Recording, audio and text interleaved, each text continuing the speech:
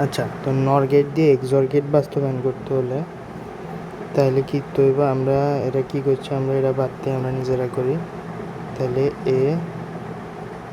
A bar B plus A B বার, তো আমগরে যে গুণের ফাংশনগুলো আছে এটারে দৌড়াইতে হইব। তো এটা সরানোর লাই ডি মর্গানের উপপাদ্য প্রয়োগ করতে হবে, আর ডি মর্গানের উপপাদ্য প্রয়োগ করতে হইলে আমরা ডাবল বার করে দিলে হয়ে যাবে। যেমন A B double bar plus A B বার এর উপর ডাবল বার, আর এ ডাবল বার সমান এ বা এ ডাবল বার সমান এ, এটা আমরা জানি। তো আমরা কোনো এর উপরে ডাবল বার দিতে পারি।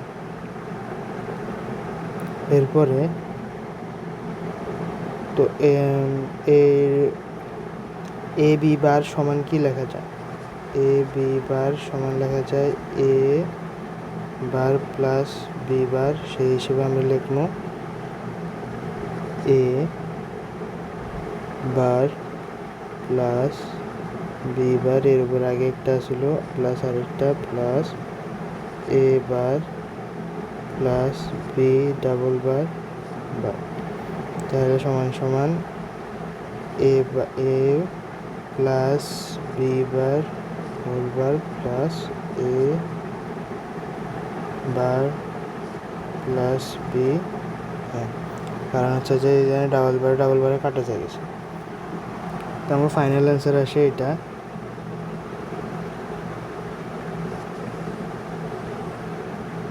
সরলীকরণ করার পরে তো এবার দেখি আমরা এরা কি করছে।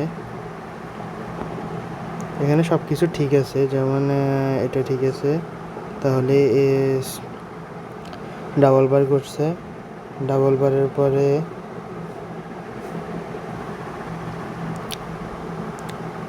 তারপরে বার ভাঙাইছে, মানে ডি মর্গানের উপপাদ্য প্রয়োগ করছে। তারপরে এই জায়গায় যে জিনিসটা আছে এই জিনিসটা করতে দিছে আল্লাহ খোদা জানে।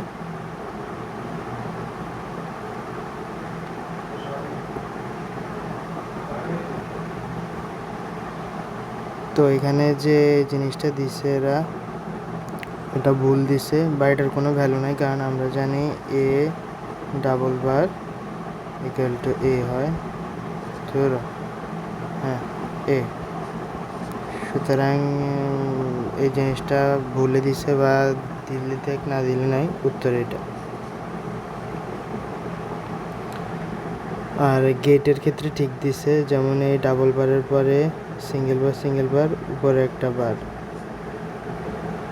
হ্যাঁ, উপরে ঠিক আছে, কারণ এখানে কি হইব,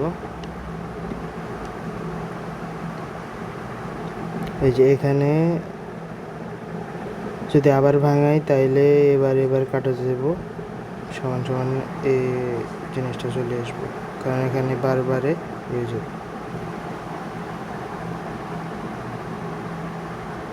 এরা একটা লাইন স্কিপ দিছে,